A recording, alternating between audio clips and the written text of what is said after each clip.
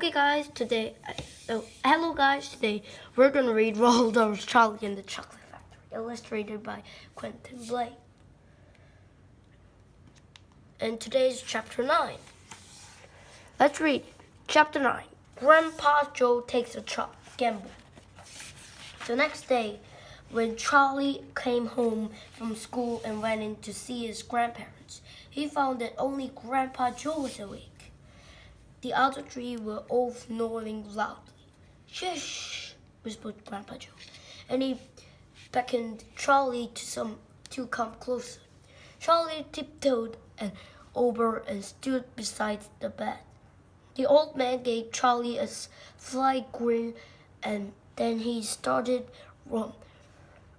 rummaging under his pillow with one hand, and when the hand came out again, there was an innocent letter purse clutched in the fingers. On the cover of the bedclothes, the old man opened the purse and tipped it upside down. Out fell a single silver 10-cent piece. "It's my secret hoard," he whispered. "The others don't know I've got it. And now you and I are going to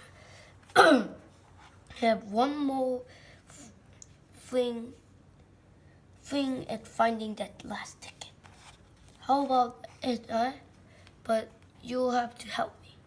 "Are you sure you want to spend your money on that, Grandpa?" Charlie whispered. "Of course I'm sure," spluttered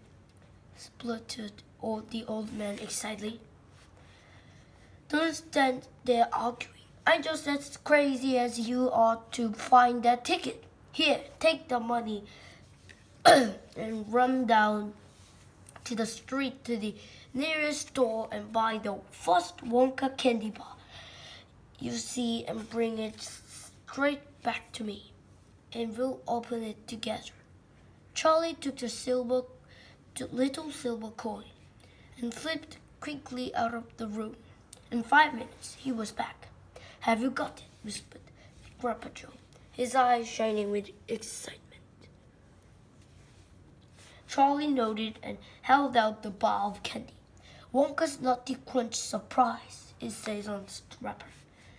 "Good," the old man whispered, sitting up in the bed and rubbing his hands. "Now, come over here and sit close to me and we'll open it together. Are you ready?" "Yes," Charlie said. "I'm ready." "All right. You tear off the first bar." "No," Charlie said.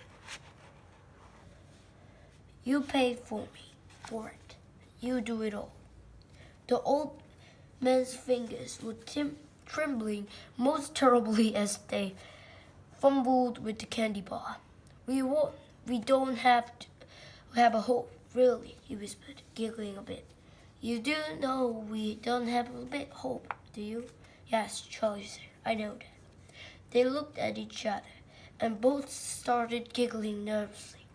"Mind you," said Grandpa Joe, "there is just that tiny chance that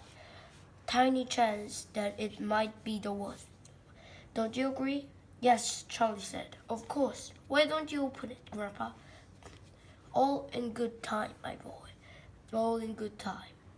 Which hand do you think I ought to open first?" "That corner. The one furthest from you. Just tear off a tiny bit, but not quite enough for us to see anything." "Like that," said the old man. "Yes, that will be little bit more." "You finish it," said Grandpa Joe. "I'm too nervous." "No, Grandpa, you must do it yourself." "Very well then, here goes." He tore off the wrapper. They both stared at what lay underneath. It was a bar of candy, nothing more.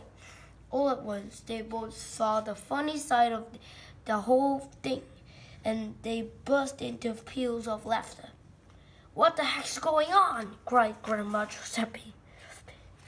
walking up suddenly. "Nothing," said Grandpa John. "You go on back to sleep." Okay, guys, today was chapter 9 of the Charlie and the Chocolate Factory, Rollers. And see you next time over Charlie and the Chocolate Factory, chapter 10. And please like and subscribe, and see you next time. Bye-bye.